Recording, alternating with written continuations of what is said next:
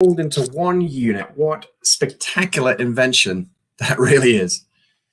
Good morning, welcome, good afternoon, good evening, wherever you are. Step number 8 in the 15-step playbook for pain relief. Hi and welcome, it's Jason Barlow, RMT, Jason Barlow, RMT, and I'm here as your massage therapist, your coach, whatever else you need me to be right now. And I'm here to help you transform any stress, tension, and pain into health, happiness, and vitality. Step number 8.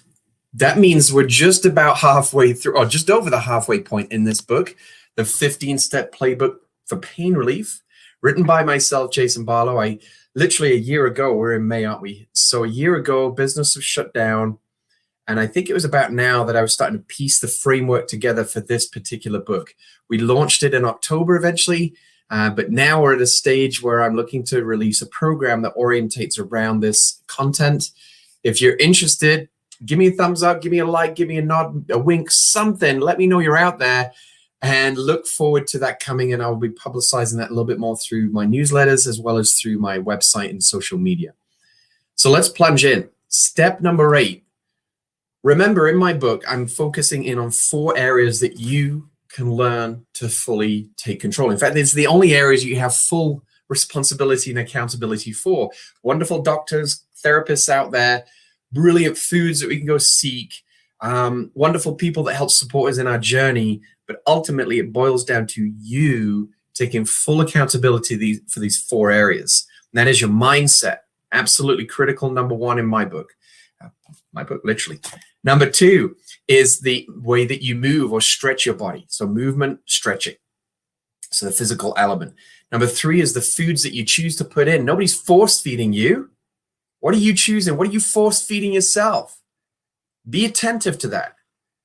All right. What are you choosing to pick up? What are you even choosing to purchase? It starts there, right? What are you choosing to purchase? And don't use the excuses of, well, my husband wants it or my kids want it. Well, maybe by virtue of you changing the way that you eat, you actually then show an example, and indirectly, you're actually benefiting these other people in your life too. Now, am I sitting here saying that we have no treats and no sugar in our house? Absolutely, we do. It's the dose that makes the poison. This is the essence of my book, is everything I live. I'm not here telling you one thing and then doing another. I'm coming from a level of experience on a professional, personal level. Busy father of 4, busy husband, busy volunteer, massage therapist, background in fitness.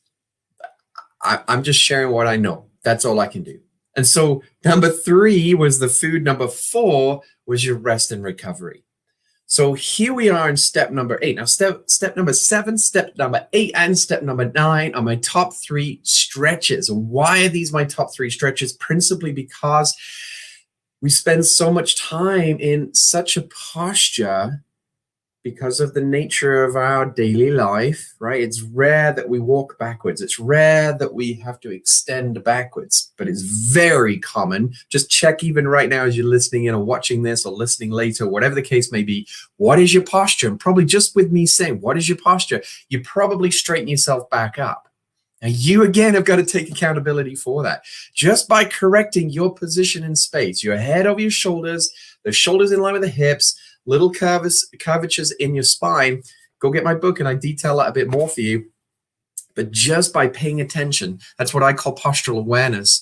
By tuning into that better for yourself, you don't have to spend countless hours stretching, doing therapy, doing the exercises. All you have to do is pay attention to your posture and pay attention to not just your physical posture, but your mental posture. What is your mind up to? It's usually up to naughty things, if it's anything like my mind. So we got to learn to control it. It's just like a puppy dog. We got to learn to guide it and train it over a period of time. But definitely, we got to put it on a leash, right? Rein it in.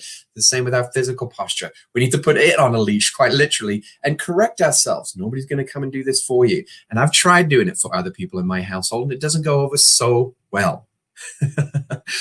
The virtual slap across the face. I can tell with the look. I can tell with the eyes. I can tell with the demeanor.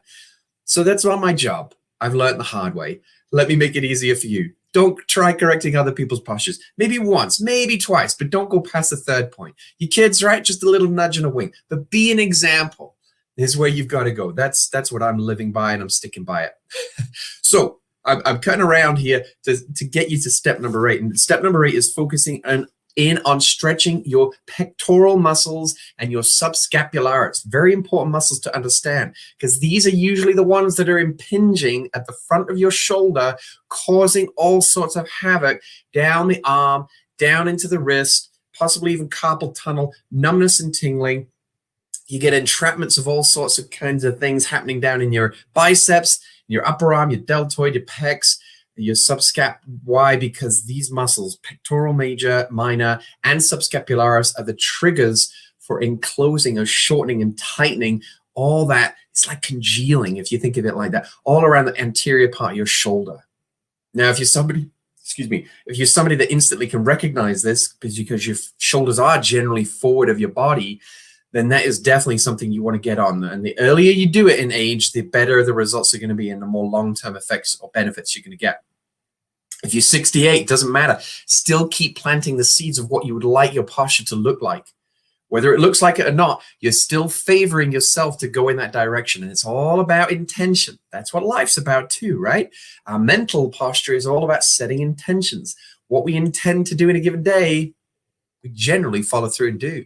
And if you have no intentions, your day will quickly get filled with low priority things. Have you noticed that happening? That's going to go down a whole different pathway. Maybe we'll come back and talk about that. But right now, step number 8 is focusing in on stretching the pectoral muscles along with the subscap. Now, the subscap is one of your rotator cuff muscles. Their job is to essentially prevent your arm, the humerus, long bone of the arm, from dislocating from the shoulder girdle.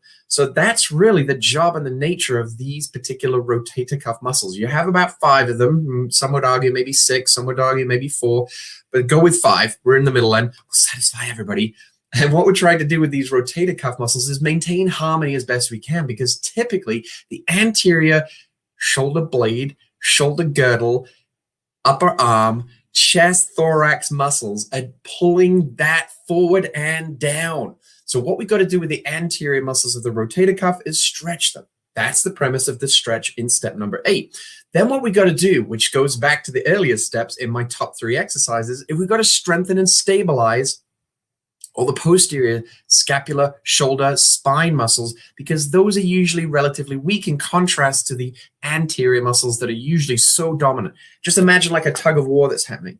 A tug of war, and the muscles on the front are currently, they're winning, right? And in one regard, we go, wee, I'm winning. No, it's not necessarily a good thing. They're winning in this pull, but the ones that are losing are the ones usually where you're experiencing more pain and symptoms, until somebody like me, a skilled therapist, goes in and starts to massage all those congealed muscles at the front, and then people start jumping off the table and their eyes go up wide and they start saying some interesting words.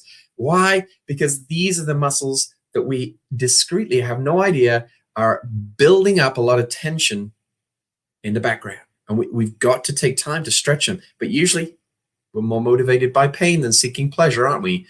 So if you don't take heed of my advice, that's fine. Maybe pain eventually, and I'm not wishing that on you, but what I'm saying is that you will probably find, just think back to your own experiences in life, and I'm thinking of myself too, that when we have more pain going on in our life is usually when we're prepared to do more things to get out of that pain. Agree or agree?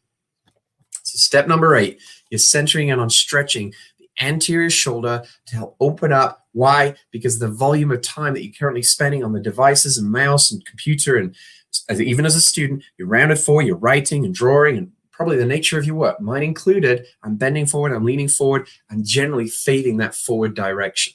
So what we got to do is start to balance the body. Remember, it's all about the dose that makes the poison. It's the dose that makes the poison. Now, in all my years of doing this, I've never seen anybody come into my office and say, you wouldn't believe it, I've been stretching my pecs and subscapularis so much that as a consequence now, my shoulders are now going too far back. I've never seen it. On one hand, I'd almost like to see it, to go, wow, it is possible. But we just have so much postural debt that, it would take tens and hundreds of thousands of hours to stretch this front portion of your shoulder to really get the effect of getting over corrected that much. Anyway, that's it for today. Actually, there's two parts to this. This morning, I'm focusing in on my step number 8 because I didn't get a chance to do it yesterday. And then very shortly, I'm coming back live and I will be sharing my book of the week. But thank you for joining me. I hope you found that of benefit today. If you have, share it. If you have, get comments. If you have any questions, send them to me through the social media platforms that you're listening in on right now, or just email me, info@jasonbarlowrmt.com. Remember, my goal is to help you achieve more of this healthy, happy energy. If you'd like to have more freedom from stress, tension, and pain, and thank you for the like, then tune in, listen to more. If you've benefited from this, share them and spread the word, and get my book quickly because it's going off very soon from my website. It's going to be just a free chapter, not the whole book. So go get a copy whilst you can. See you guys. Have a great day.